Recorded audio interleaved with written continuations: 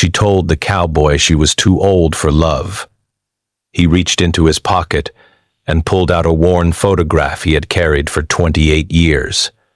It was her. Subscribe to Wild Sky Stories' new emotional tales every day. The autumn wind carried the scent of dried sage and distant rain across the small town of Copper Springs, Arizona Territory in the year 1889. Margaret Holloway stood behind the counter of her small bakery, wiping flour from her weathered hands as she watched the afternoon light fade through her dusty window.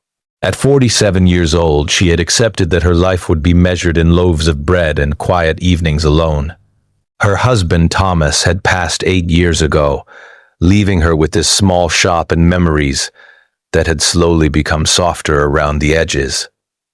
She had raised her daughter single-handedly, watched her marry a farmer from the next county, and now she filled her days with the simple routine of baking and selling to the townspeople who had known her since she was a young bride.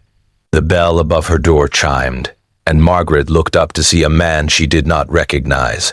He was tall, with silver threading through his dark hair and deep lines around his eyes that spoke of years spent under the open sky.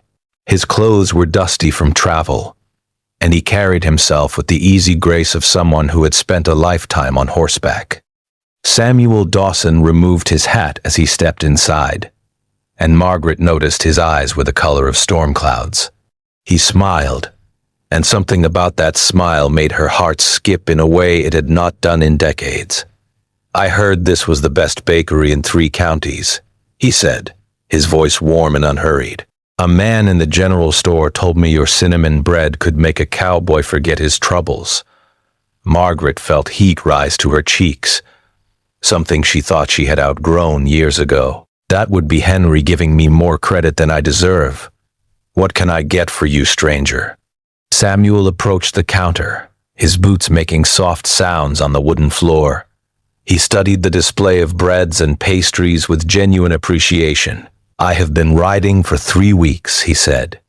"Anything you recommend would be a blessing." She wrapped a loaf of cinnamon bread and 2 apple pastries in brown paper, her movements practiced and efficient. Samuel paid her and thanked her, but he did not immediately leave. Instead, he stood near the window, looking out at the quiet street. "This is a peaceful town," he observed. "The kind of place a man might want to settle down." Margaret continued wiping down her counter. "Most folks passing through do not stay long. Copper Springs is too quiet for wandering souls." Samuel turned to look at her, and there was something in his gaze that made her pause. "Maybe some wandering souls are tired of wandering," he said softly. "Maybe they are looking for exactly this kind of quiet." Over the following days, Samuel became a regular presence in her bakery. He had taken a room at the boarding house and found work helping the local rancher mend fences and tend cattle. Each morning he would appear at her door just as she was opening, purchasing bread and coffee and lingering to talk. Margaret found herself looking forward to these visits more than she wanted to admit. Samuel asked her questions about the town, about her life, about the books she read and the dreams she still harbored in her heart. No one had asked her such questions in years. Most people saw only the baker, the widow, the practical woman who kept to herself. One evening, as Margaret was closing her shop, Samuel appeared with a bouquet of wildflowers he had gathered from the meadow outside town. The purple and yellow blooms were slightly wilted from being carried in his saddlebag, but Margaret could not remember receiving anything more beautiful. "These reminded me of you," Samuel said simply. "Resilient and lovely." Margaret accepted the flowers, but her expression grew guarded. "Samuel," she said carefully, "I appreciate your kindness, but I need you to understand something. I am 47 years old. My dancing days are behind me. Whatever you are looking for, you should find a younger woman who can give you the future you deserve." Samuel did not seem surprised by her words. He simply nodded thoughtfully and said, "I was not aware there was an age requirement for receiving flowers." "I am serious," Margaret insisted. "I have had my time for romance. That chapter of my life is closed." Samuel put his hat back on and tipped it politely. "Then I will wish you a good evening, Margaret. But I should tell you that I do not share your opinion on the matter." He walked away, leaving Margaret standing with her wildflowers and a heart that was more troubled than she wanted to acknowledge. The following week, the town announced its annual harvest festival.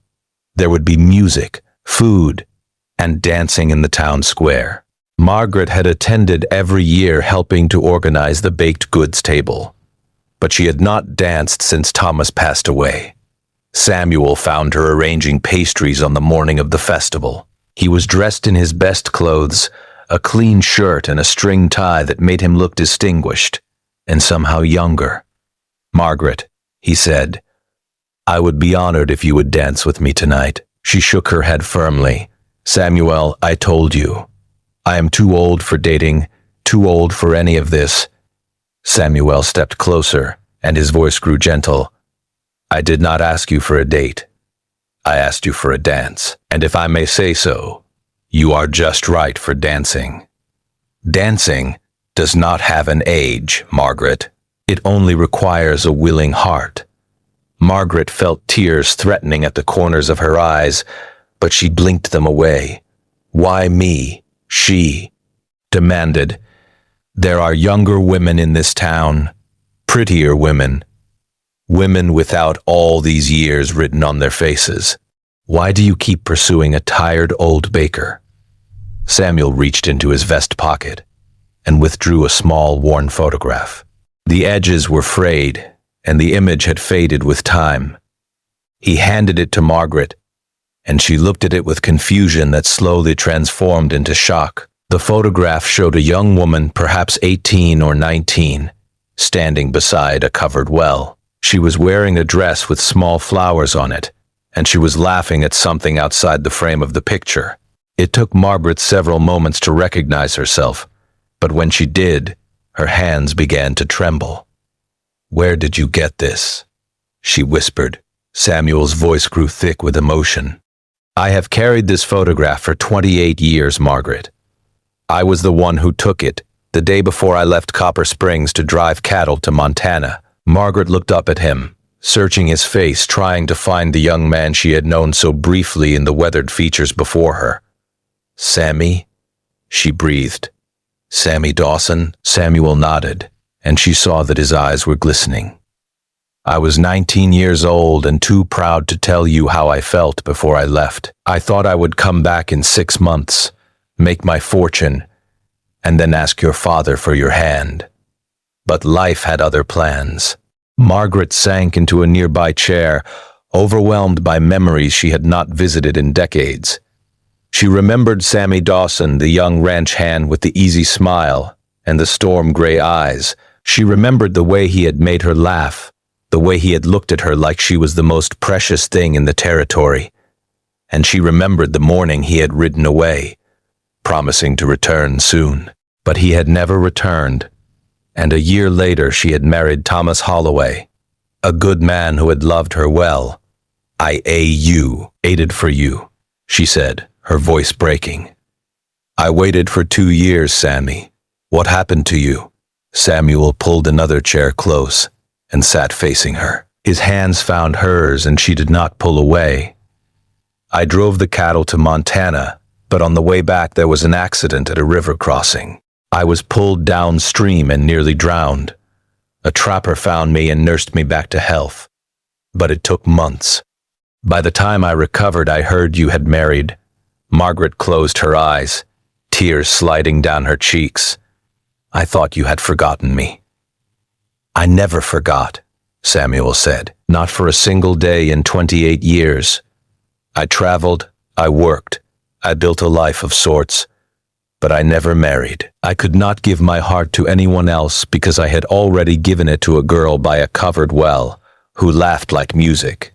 "Why did you come back now?" Margaret asked. Samuel squeezed her hands gently. "Because I finally stopped being afraid.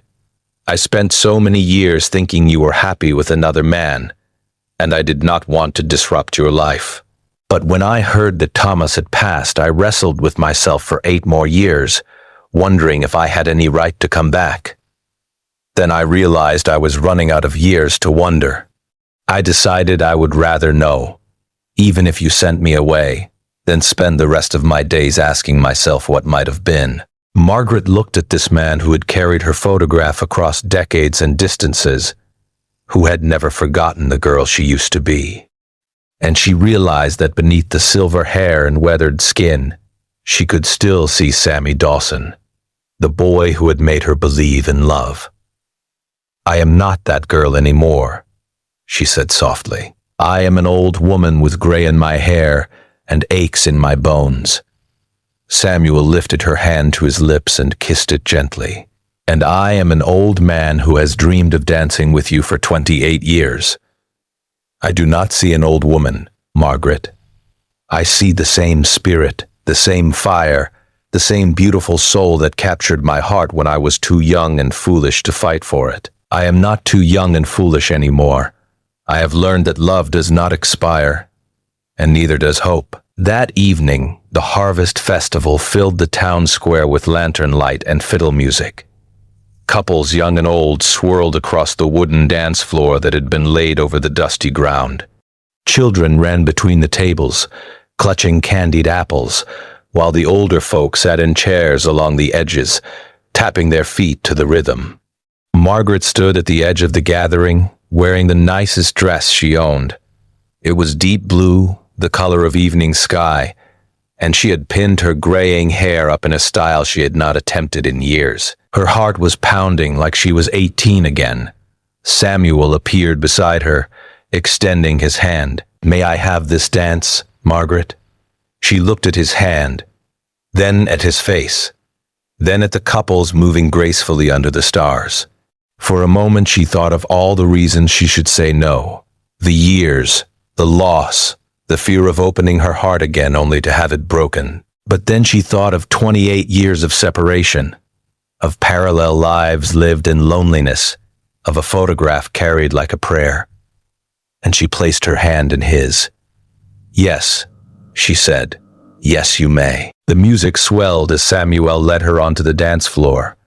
At first, Margaret felt stiff and uncertain, too aware of the eyes watching them. But Samuel guided her with gentle confidence, and slowly she began to remember. Her body remembered the joy of movement, the pleasure of being held, the freedom of letting music carry her beyond her fears. They danced through one song, then another, then a third, and somewhere in the middle of the fourth song, Margaret began to laugh. It was the same laugh she had given beside tea. He covered well 28 years ago, the laugh that had made a young cowboy fall helplessly in love. Samuel pulled her closer, and she rested her head against his shoulder. She felt young and old simultaneously, carrying all her years while somehow transcending them. She understood now that Samuel had been right. She was not too old for dancing. She was exactly right for it. When the music finally stopped, Samuel led her to a quiet bench away from the crowd. The stars overhead were brilliant, scattered across the darkness like scattered diamonds. "Margaret," Samuel said, "I am not asking you to forget Thomas or the life you lived. I am asking you to believe that there is still life to be lived. I am asking for the chance to love you the way I should have loved you all those years ago." Margaret looked at this man who had crossed time and distance to find her again. She thought of her bakery, her quiet routines, the safety of her solitude, and she realized that safety was not the same as living. "I am afraid," she admitted. "I am afraid of being hurt, of losing again, of being foolish." Samuel nodded, understanding. "I am afraid too, but I have been more afraid of never knowing what we could have been.